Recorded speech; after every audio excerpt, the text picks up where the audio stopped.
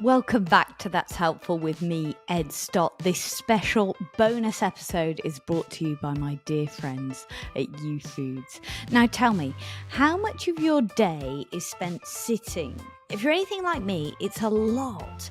You might go for a walk in the morning or spend an hour in the gym in the afternoon, but it's so easy to get caught up in work and spend hours hunched over your screen.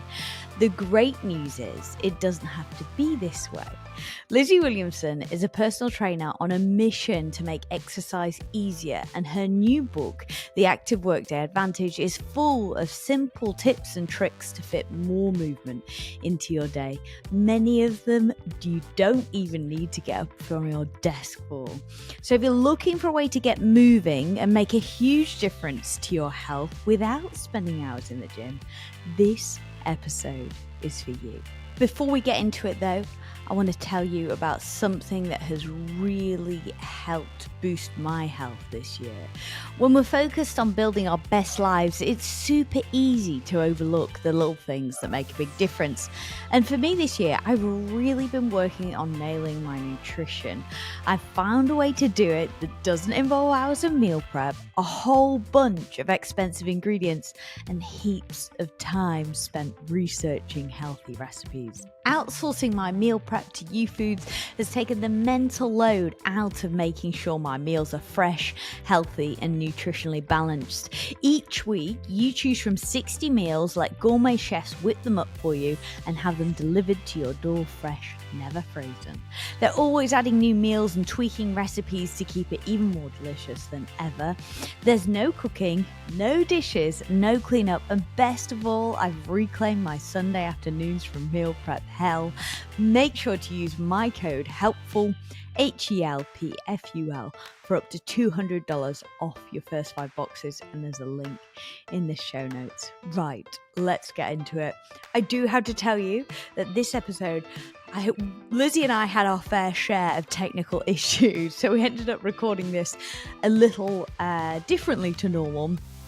And one of the consequences is that if you're watching the video podcast, means it looks like my camera is smeared with butter. I assure you it's not. It's just poor quality. I'm very sorry about that, but we will be back on track next episode. The sound quality is still beautiful as usual. It's just the video. Anyway, let's go on to the show. So, Lizzie, you've always been super active. You've worked as a dancer, you've been a personal trainer. I guess you would fit into the category of one of those people who just always works out, right? And you've found it really easily. But is that always been true for you? Have you always found it really easy to work out and get movement into your day? Movement was always such a part of my life. I mean, every morning before school, I grew up in this little country town called Gympie, and you'd find me there in my little garage with this makeshift ballet bar, and I'd be there for an hour just moving, dancing, doing my plies, which are knee bends, and people could walk past and see me in there. I didn't care. I just loved to move. It didn't feel like a chore. It didn't feel hard. It was just something that was so in me, and that led me to become a professional dancer. And I danced around the world and doing crazy jobs, can-cans and casinos and chorus lines on cruise ships, all these amazing jobs. And so I because it always gave me so much joy and made me feel so good.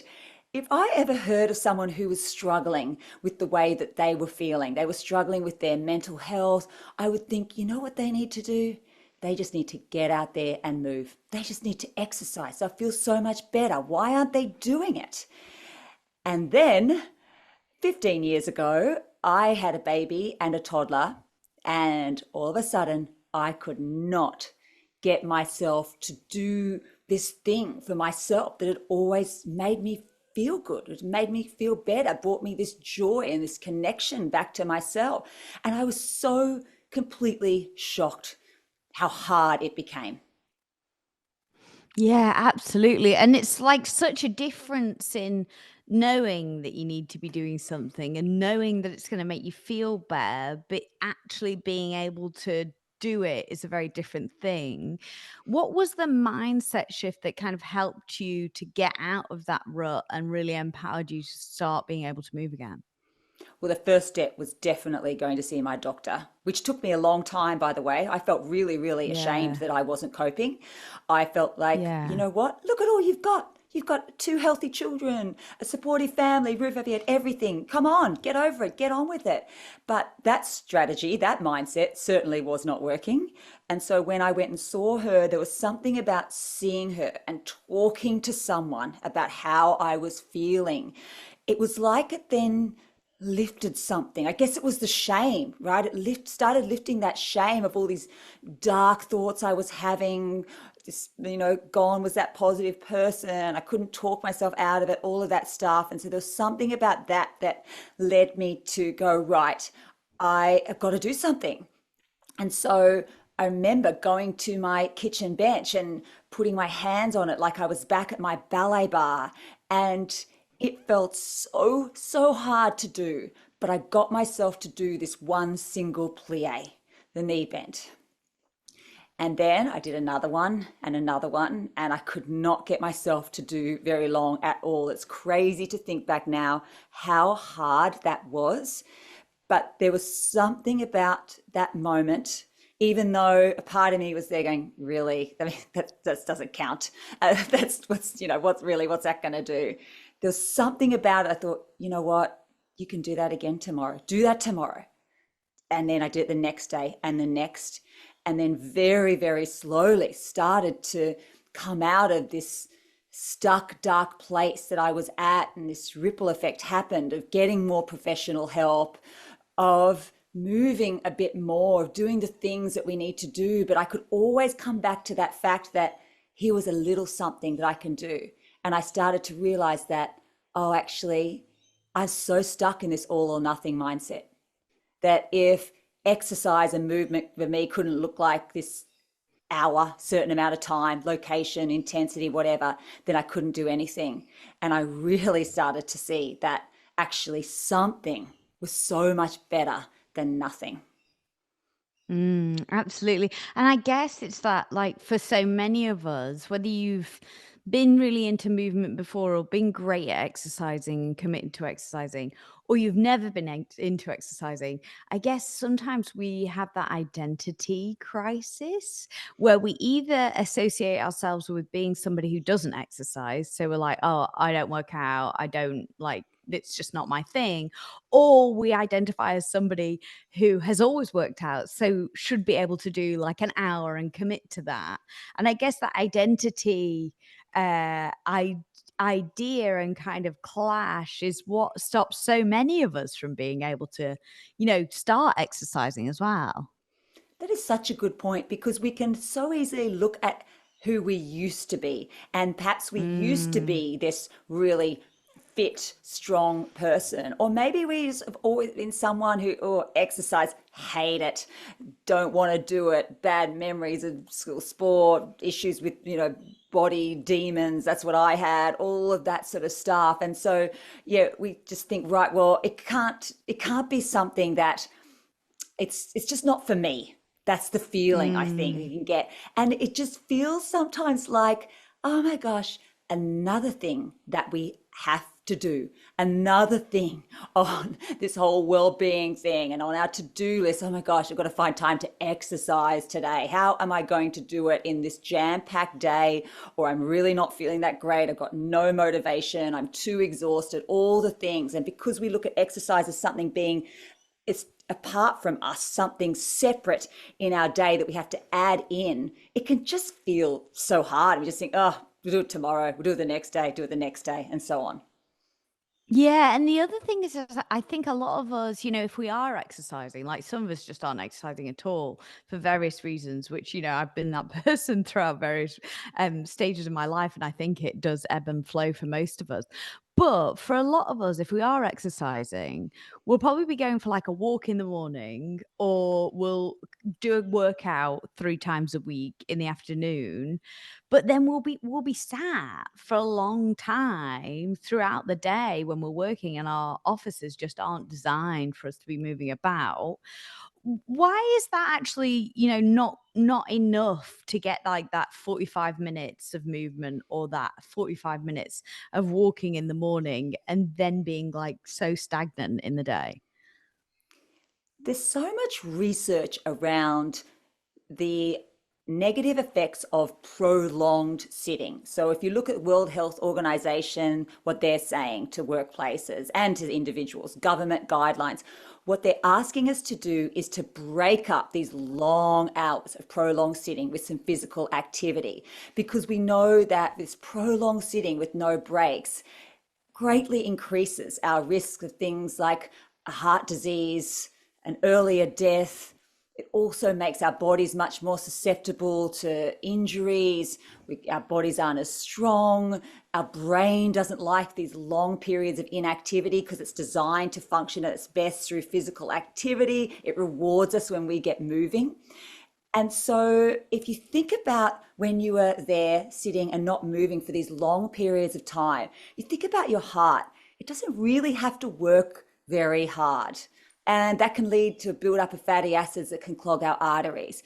Our spine, neck, shoulders in this same stuck position, and how that contraction makes us more inflexible. So then we, bend down to put something in the dishwasher or pick up a box or something. And then it's like this, you've snapped something in our bag. And Yep. then our brain, when we get physically active, it releases this chemical called BDNF, brain-derived neurotrophic factor. It's like fertilizer for our brain. Our brain is built to detect and respond to change, and the best change that we can give it is a little bit of movement to release this fertilizer. So the problem with sitting is not only that research is telling us that it's potentially taking years off our life, this prolonged sitting, but we also miss out on all these incredible benefits that we would get, this inner pharmacy that we have inside of us.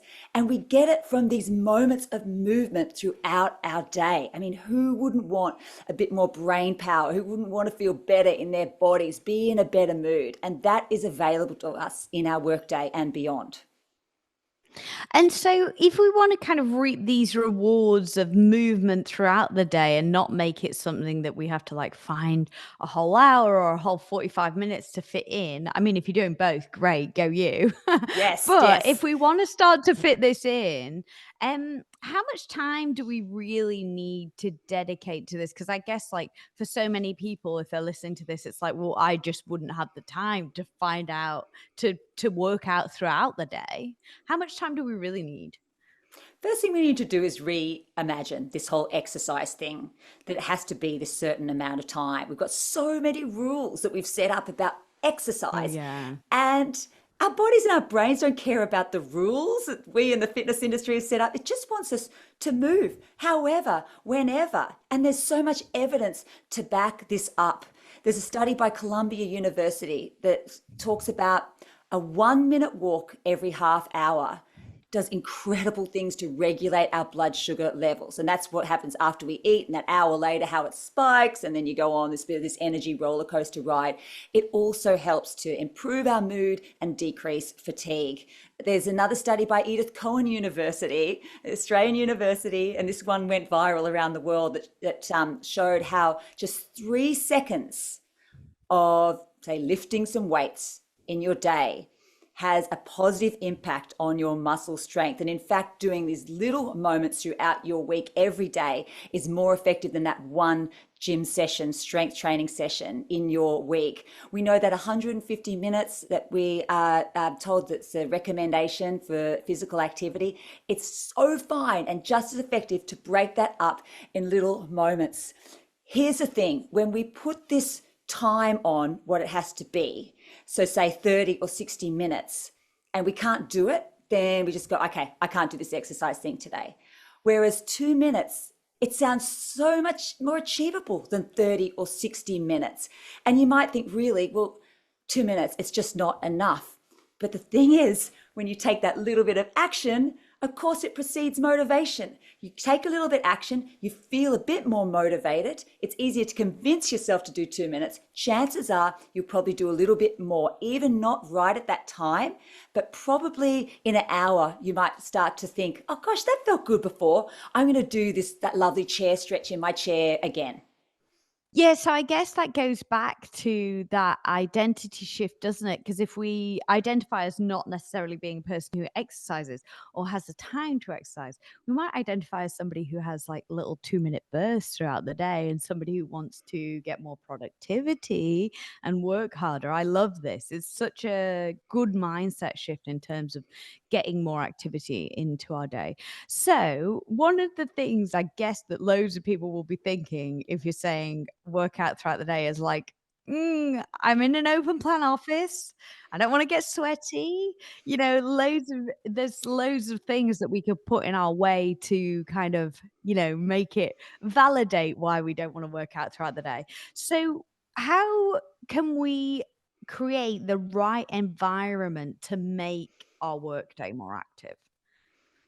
Start with this whole word, exercise. Take out a few letters so it becomes the word energize. How Yeah. can I exercise at work compared to how can I energize at work? So just throw out the whole what you think exercise has to look like and look at, okay, how can I energize at work today? All right, so there at work, perhaps let's look at this scenario where you are surrounded by colleagues, or perhaps you're on back-to-back virtual meetings and you think, well, okay, what? I am not getting up and doing 20 star jumps or getting down the floor for some push-ups today. There's just no way I'm exercising at work. So we're going to energize. And the way that we energize our body and our brain is simply by moving it out of that same stuck position that it's been in. Simple. Start so small. Turn your head to the left and look away from your screen for a moment. Turn your head to the right.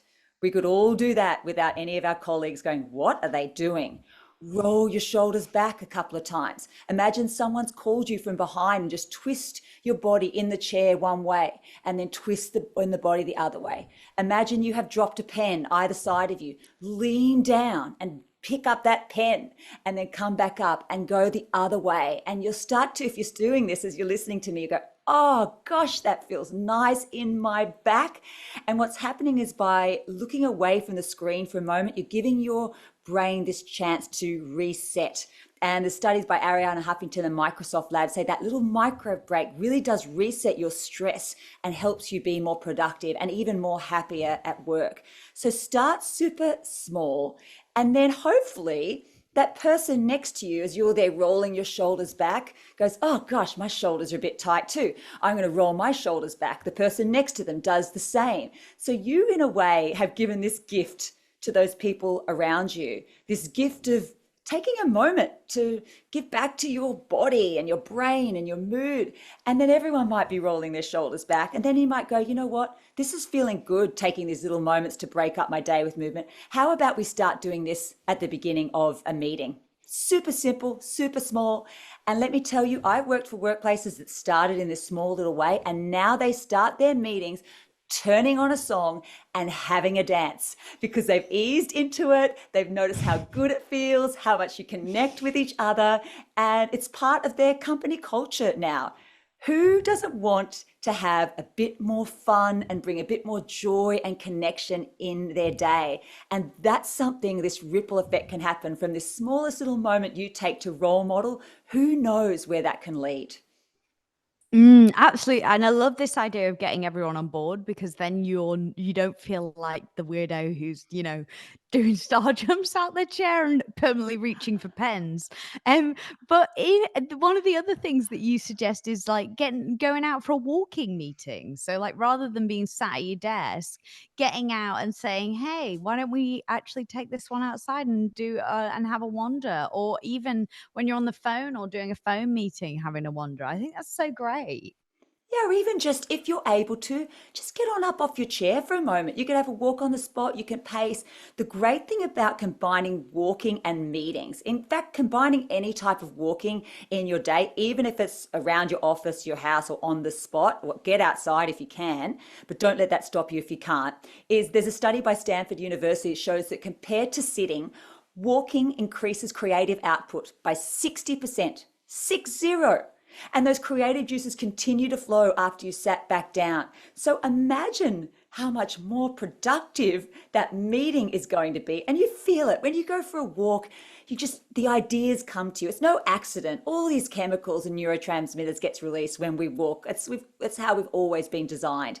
And so imagine what the difference is if you're there talking with someone, or you're just there even with your own work. I'm always telling my teenage girls before they sit down for an exam, if they want to be at an advantage, just get out for a quick walk, go walk to the toilet and back, walk quickly around the school like you've lost your lunchbox, whatever. It does put you at such an advantage. But what do? We think, no, we have to sit here, power on, push through.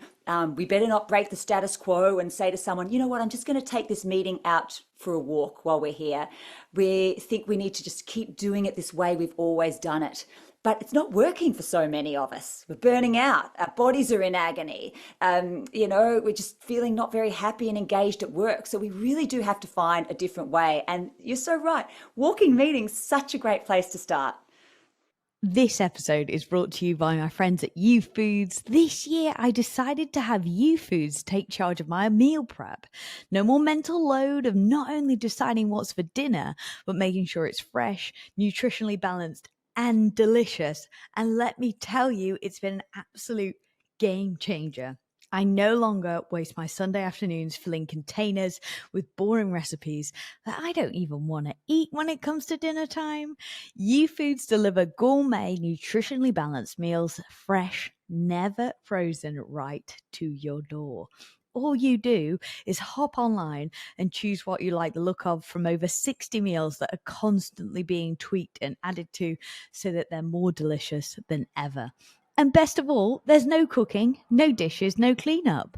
You make sure to use my code HELPFUL, HELPFUL, for up to $200 off your first 5 boxes.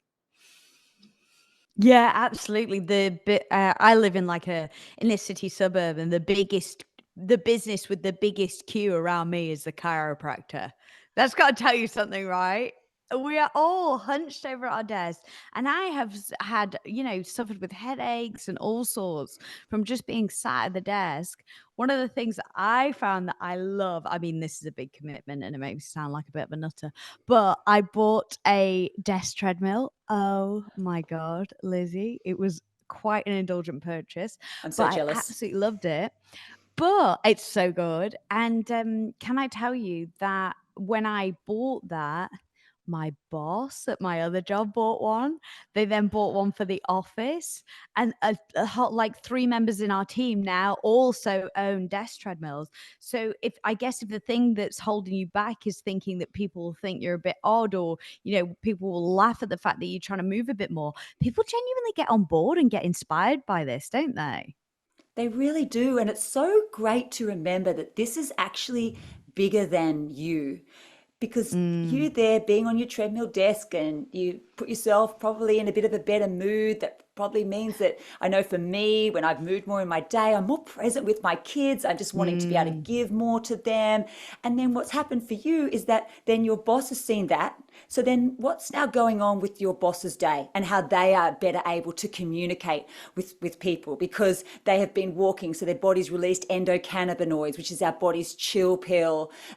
We've released those serotonins that helps counteract cortisol, the stress hormone. How much you've helped him physically, but also mentally, and then the ripple effect that starts to happen from this. It's such a brilliant contribution that you can make, doing these little things for your own physical and mental well-being, to be a bit more active in your day, because it does then spread out. It's such an amazing thing that you can do. And let me tell you, that story you just said about your boss doing it, and that, I hear that so many times in workplaces, Yeah. when someone is that little bit bold, or does something maybe that little bit different or something, and just takes that chance, that the difference that makes to those around them, and how they then, this role model, and it affects other people around them and creates change. I mean, that is huge. You're potentially adding years onto your boss's life. So good. Go me. I'm going to pat myself on the back for that one. And so, if we're not quite ready to commit to the desk treadmill, I have to be honest with you, Lizzie, I do have my eye on a desk bike now, which I've seen. Instagram just feeds me this stuff now because it's like you love it. I'm like, oh, really want the desk bike now.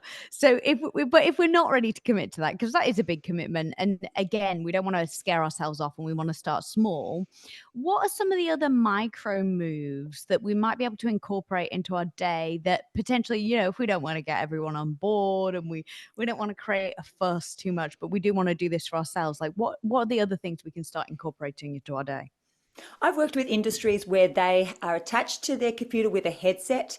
They have got 15 seconds in between callers that they're working with. So they're so limited in what they can do, and it's easy to think, oh well, that I can't do this whole being active at work, and it's simply not true.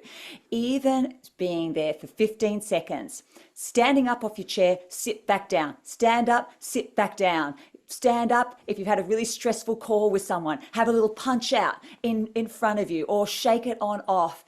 Put your hands up behind your head and take a little twist to one side and twist to the other side, because the way we hold our body makes a big difference to the way that we feel. So even just that little posture check-in, that openness of our chest, you get on that virtual meeting or go and see someone and people go, gosh, they're looking confident and they're feeling good. Even if you're not, it's a simple little trick that you can do. Start with those. Start with something that you need. Is it more at the moment that you need something for your body? Are you feeling you're getting to the end of the week and your body is just having to lie on the floor in agony? If that's the case, see if you can every half hour, even every hour, take this little moment to get your body out of that same stuck position. Do a little bit of chair yoga. Reach one arm up to the ceiling and reach the other arm up. So many of these moves are in the toolkit in my book, and also there's heaps of videos out there of mine as well that you can look at. If it's more your brain and your focus, what is it that you need then? So maybe that's you get on up and you pretend the ground's quite hot and have a little jog on the spot. Or if you don't want to get up and you've got people around you, just push your legs out under your desk, one leg after the other leg. Just get your heart pumping in some kind of way. And if it's your mood, your mindset, if you need kind of a bit of a boost, if possible, see if you can, I don't know, put some music in your AirPods if you're working around people, if you're at home on your own, turn on a song and see if you can just get up, take a little walk. If you've got the ability just to have a little dance, do some high fives to yourself in the reflection, whatever. Just bring yourself into this moment going, what do I need right now? Set a little alert or timer if you need it on your phone, and of course have that off your desk if you can, so you have to get up and do it. And break up your day with these little moments of movement. Just start with just one. What's one thing that you do regularly in your day, whether it's take a sip of water, flick the kettle on your kitchen bench to make a cup of tea, and add a little bit of movement to that. A squat, a push-up, whatever, it doesn't matter. I love that idea of doing the like maybe setting a timer every hour, and you don't have to have any noise on it. You can set a timer every hour and attaching it to things that we already do, like making a brew, brewing up the kettle. Are there any other things that you found really work to make this a habit that sticks? First of all, celebrate these little moments that you take for yourself, even if they are so small. We find in life that so often, so many of us, we celebrate the big things, the big achievements, and we think, oh, these little small things, really? 2 minutes, 10 seconds, one push up, who cares? But it's so important to celebrate that in a way to close that habit loop. And that could look like an internal just saying to yourself, yes, I did that. I did something for me. It could be a little fist pump in the air. I like to do little high fives in the reflection of the window or the computer. Something like that gives you this sense of achievement, and also your brain goes, "Whoa, she feels good doing that. Let's do that again." Another thing that you can do is do it together. Find someone that goes, you know what? I need to break up these long hours of sitting today as well? How can we keep each other accountable in some kind of way? Is it if you do a phone call or a meeting together? Do you set up a particular meeting that's going to be, or phone call that's going to be a movement meeting? Do you send them a message going, hey, I've just had this really nice stretch in my chair. You should have one too. And so together it can be so much easier to do this stuff. And you're never too old for a star chart because they actually still do give you a boost of dopamine. So even if nobody else knows what that is in your notebook, give yourself a tick every hour that you manage to do your little bit of movement, right? You're going to get an extra dose of dopamine. How good's that? Reward charts are not just for kids. Give yourself that little Mm-mm. gold star. You can set a little reward at the end of that if you like. Maybe that's something, a little favorite magazine or something you've been wanting to buy, or whatever that looks like for you. And maybe just the movement and the accomplishment is enough of a reward for you. And share it. If you've got people around you, share what you're doing. Make sure that you're not just doing it so no one can see it in a way. If you have got family and friends, let them know. There's something so powerful about you sharing what you're doing rather than saying to someone, you got to be doing this. It's like, I'm doing this. This is making me feel this particular way. It was a bit of a crazy concept to begin with, maybe, but I'm doing it. My body's feeling so much better. And yeah, here's why it's working for me. Share it with your colleagues in some kind of way if you feel comfortable doing that. I love that. I love the idea of sharing it with your colleagues because one of the things that my colleagues do, which I love, is that we'll send each other little notes on Slack whenever we like take a drink of water or check our posture. And so we just send through on Slack like hydration check, posture check, and then everybody else does that, right? But I can see this working with like the little micro movements too. If we do it ourselves and then nag each other, I think that could work, right? Absolutely. And how fabulous to encourage each other to do that. It is such a gift. And to also, we can bring context to it. Hey, struggling with focus today? Let's turn our head to one side and then turn our head to the other side. Give yourself a break from the screen for a moment. Shoulders feeling tight. Let's roll them on back. So it's not just it's an intentional moment that you take for yourself to help you have a better day. I love it. It makes such a big difference. This is fabulous. Lizzie, if there's any one thing we take from our conversation, what's the biggest thing that you want people to remember? Remember the next time that you say to yourself, I don't have the time today to exercise. I'm too tired. I can't get motivated. I just don't feel like it. I've got all this work to do. I just can't do it. Say to yourself, I'm just going to do 2 minutes or less. I'm just going to do 10 seconds. I'm just going to do this one push up, whatever, because that little bit of action then helps you to take that next bit of action. That little small step leads to the next small step and the next and the next. Let me tell you, when I think about back at that time, 15 years ago, and my little girls who I had just completely lost connection with because I was so stuck and struggling, that little plie helped me then do another one and another and another, created this ripple effect. And one day when I was there and Stella, my toddler, had said to me, let's have a dance, Mom. And normally I'd just say no, I'd fake my way through it, whatever. And this day I said yes. And I will never forget turning my head and looking at one side of me on my hip was Stella, and then the other side was my little baby Ruby. And I looked them in the eyes, and it was like it was the first time that I had really seen them for what felt like months. That little tiny step led me to that place. It's led me small step after small step to being here with you and sharing this thing that helped me so much and has since gone on to help lots of other people. Trust in those little small steps because every one of them really does matter. Yeah, absolutely. And I think so long we wait for motivation to hit us when actually action creates motivation. It's such an important thing to remember. Lizzie, thank you so much for joining me today. I really appreciate it. Thank you so much. My guest today was Lizzie Williamson. Her book is called The Active Workday Advantage, and I will put a link to that in the show notes, and where you can find Lizzie on Instagram and all of her videos too, because there's quite a few more little moves that you can get into at your desk and in the office that are going to help you to keep you more active. This episode is brought to you by my friends at U Foods. If you're looking for simple shifts that are going to make a big difference to your health, I have to say that U Foods has been one of them for me this year. I found myself in a rut. I was just eating the same old cheese sandwich for lunch, which is not ideal, I have to say. But I've added more variety, more nutrition, and increased the amount of protein I'm getting every day, and it's making a huge difference. If you'd like to get up to $200 off your first 5 boxes, make sure you use my code HELPFUL, HELPFUL, or check out the link in the show notes.